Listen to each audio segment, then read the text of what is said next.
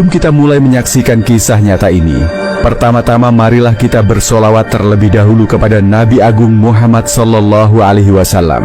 Kalian bisa mengetikkan solawat di kolom komentar ya. Semoga dengan bersolawat, kita mendapatkan syafaatnya yang mulia di dunia dan akhirat, serta selalu dilimpahi rahmat dan keberkahan dari Allah Ta'ala. Amin. Pasukan Allah dan azabnya itu nyata. Bukan dongeng, bukan mitos, dan bukan pula kisah lama yang hanya jadi peringatan dalam kitab suci. Ini benar-benar terjadi di zaman modern, di dunia yang mengaku sudah paling maju peradabannya. Tapi ketika Allah sudah menghendaki, tak ada teknologi, kekuatan militer, atau kebijakan negara yang bisa menahannya. Inilah buktinya. Sore itu, langit kota-kota di wilayah tengah Israel terlihat aneh. Matahari bersinar dengan cahaya menyilaukan seperti bara. Udara sangat panas, lebih panas dari biasanya. Bahkan penduduk yang terbiasa dengan musim panas sekalipun mengeluh karena suhu mencapai 47 derajat Celcius, angka yang sebelumnya belum pernah tercatat di bulan Mei. Di saat yang bersamaan, beberapa titik di kota-kota besar seperti Tel Aviv, Netanya, dan Yerusalem mulai terbakar. Api muncul begitu saja, tidak dari kebocoran gas, tidak dari korsleting, tidak dari ledakan, tapi tiba-tiba membesar dari semak-semak, dari atap rumah, dari tiang-tiang listrik, seolah dinyalakan oleh tangan yang tak terlihat. Kebakaran menyebar dengan sangat cepat, jalan-jalan utama lumpuh. Sirene meraung bersahutan. Pemerintah Israel langsung menetapkan status darurat nasional hanya dalam waktu 2 jam sejak api pertama terlihat. Tanpa penyelidikan, tanpa sebab jelas, karena mereka pun tahu, ini bukan kebakaran biasa. Evakuasi besar-besaran pun dilakukan. Rakyat diungsikan dari kota ke luar kota, dari dataran rendah ke dataran tinggi. Tapi di tengah kepanikan itu, ada secercah harapan. Langit yang tadinya merah tua mulai berubah warna, menjadi keabu-abuan seperti langit mendung. Lalu turunlah rintik-rintik air dari langit. Orang-orang bersorak. Anak-anak tertawa sambil menengadahkan tangan ke langit. Para ibu memeluk anak-anak mereka sambil menangis haru, karena yakin Allah sedang menurunkan. Tapi kali ini, apinya tidak turun acak, melainkan serentak, dalam formasi teratur seperti pasukan yang sedang menyerbu sebuah kota. Api-api itu menyala seperti makhluk hidup, menyusup ke antara gedung, meliuk di udara, lalu mendarat satu persatu ke tanah. Dan ketika nyala itu menyentuh bumi, mereka mulai menunjukkan bentuk aslinya. Kalajengking. Ya, kalajengking. Tapi bukan kalajengking biasa. Bentuk mereka jauh lebih besar dari manusia. Tubuhnya diselimuti api yang membara, ekornya menjuntai dan mengangkat tinggi seperti cambuk yang menyala.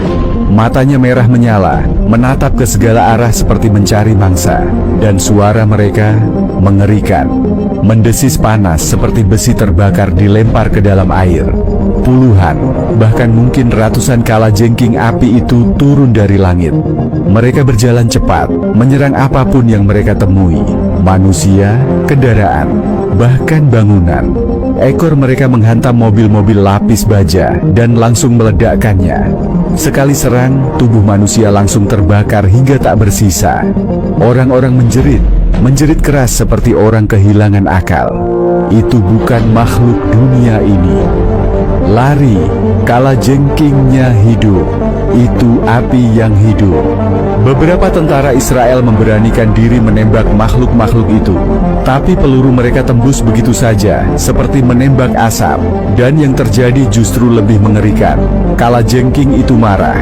Ekornya menyapu tubuh para penyerang, membakar mereka hingga matang. Warga tak punya pilihan lain selain berlari ke segala arah, tanpa tujuan, tanpa arah yang jelas. Evakuasi berubah menjadi kepanikan massal.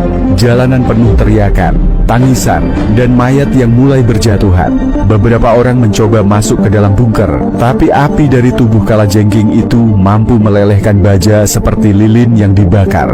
Subhanallah, Allahu Akbar. Tak ada yang bisa menjelaskan makhluk ini.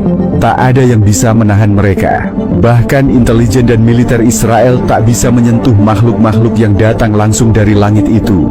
Ini bukan senjata dari manusia, bukan serangan dari kelompok manapun. Ini azab yang tidak datang dengan suara diplomatik atau perang terbuka. rahmatnya.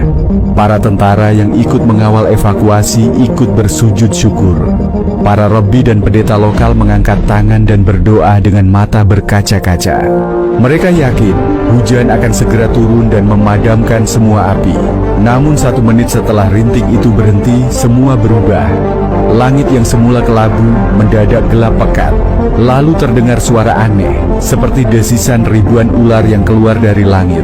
Orang-orang mendongak dan terdiam. Dari langit turun butiran-butiran api.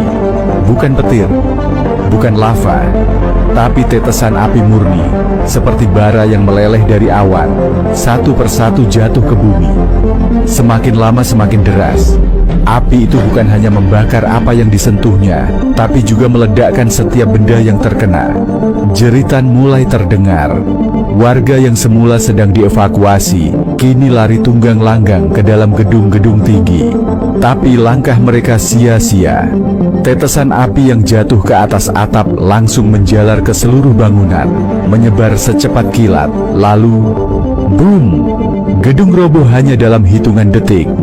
Seorang saksi mata, wanita paruh baya, yang sempat merekam dengan ponselnya, menangis sambil berteriak, "Ini bukan api biasa, ini bukan dari dunia ini azab, ini murka dari langit." Hujan api berlangsung selama 3 menit, sangat singkat jika dibandingkan durasi bencana-bencana besar. Tapi dampaknya sungguh di luar nalar.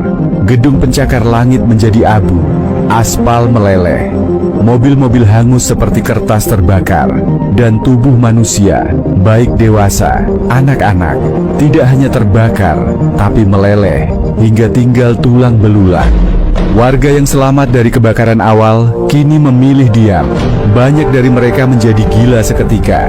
Ada yang tertawa keras di tengah puing-puing. Ada yang bicara sendiri sambil memeluk sisa tulang keluarganya. Ada juga yang melompat dari atap karena tidak sanggup melihat semua ini. Dan langit kembali kosong. Tak ada pesawat tempur, tak ada satelit cuaca yang mampu menjelaskan fenomena ini. Ilmuwan Israel yang diwawancarai media hanya bisa menjawab, ini tidak mungkin terjadi.